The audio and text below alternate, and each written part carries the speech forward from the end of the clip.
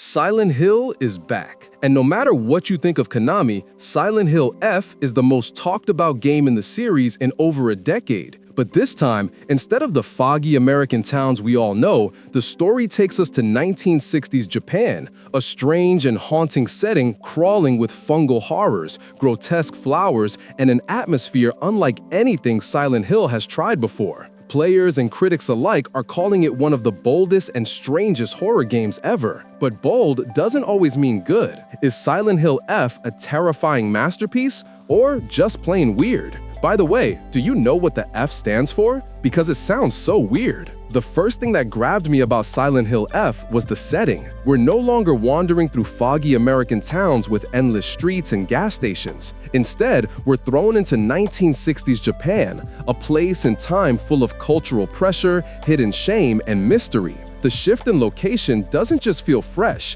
it makes the horror more unpredictable. I never knew what to expect turning a corner. Instead of rusted walls, I found myself surrounded by fungal blooms and crimson flowers that spread like a sickness, swallowing everything in sight. This isn't a comfortable world to explore. The air feels heavy, the silence almost crushing. At times, I caught myself stopping just to take it in. The way the flowers look beautiful from a distance, but up close, they're grotesque, sprouting from bodies, walls, and even the ground beneath me. The atmosphere is surreal. It's both mesmerizing and deeply unsettling. Silent Hill has always thrived on psychological unease, and here it's wrapped in a new aesthetic that feels alive, invasive, and almost hungry. Silent Hill F tells a story unlike any other in the series. It follows a young woman struggling against bullying, isolation, and the suffocating social rules of her community. The narrative digs into psychological trauma and decay in a way that feels raw and personal. The flowers and fungus aren't just window dressing, they're symbols. They represent beauty, fragility, and death all at once. Watching characters literally bloom into horrific flower corpses is both tragic and horrifying. What I found fascinating was how the story leans heavily into Japanese culture and folklore.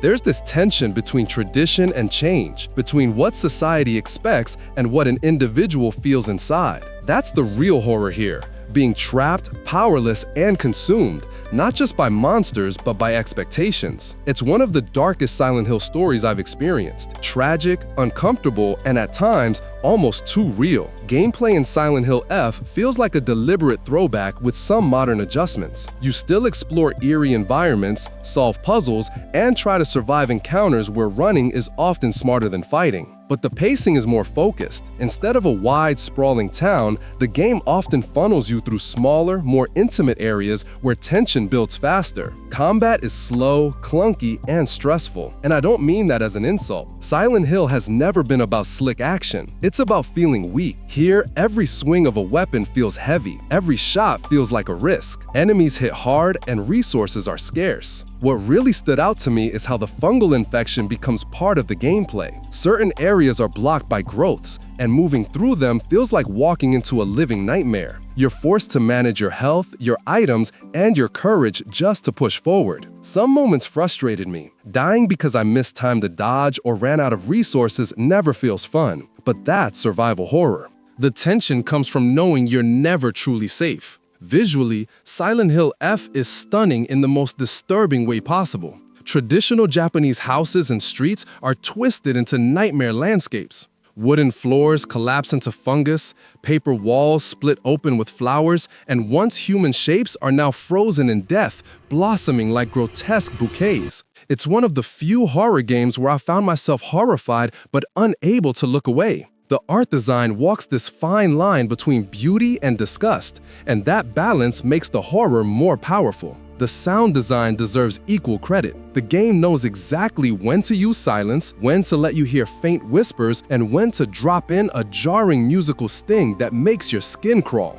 Akira Yamaoka's influence is unmistakable, but here it's blended with traditional Japanese instruments that give the soundtrack a unique cultural flavor. Sometimes it's just the sound of petals falling, soft at first, then distorted, like static eating away at your ears. It made me constantly paranoid, as if the world itself was watching me. Silent Hill F left me conflicted, but in a good way. I loved the setting and aesthetic. The mix of beauty and horror made it stand out not just from other Silent Hill games, but from horror games in general. The story felt raw and emotionally heavy, something that stuck with me long after I put the controller down. The gameplay, on the other hand, was more of a mixed bag. I appreciated the slower, survival-focused combat and the way it made me feel vulnerable, but sometimes the pacing dragged. Spending too long in fungal choke points or repeating sections after dying broke the immersion for me. Still, that's Silent Hill. It's not supposed to be comfortable. It's supposed to test your patience, your nerves, and your willingness to push forward even when every part of you wants to stop. Silent Hill F is not a game for everyone. If you want fast action, clear answers, or a comforting horror story, you won't find it here.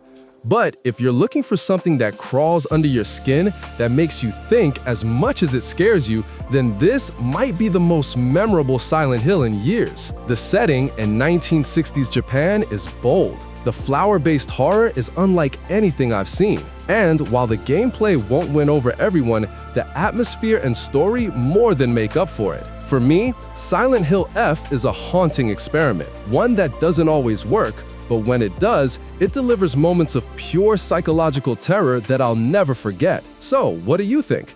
Did Silent Hill need this bold reinvention, or should it have stuck to the classic formula? And most importantly, what do you think the F actually stands for?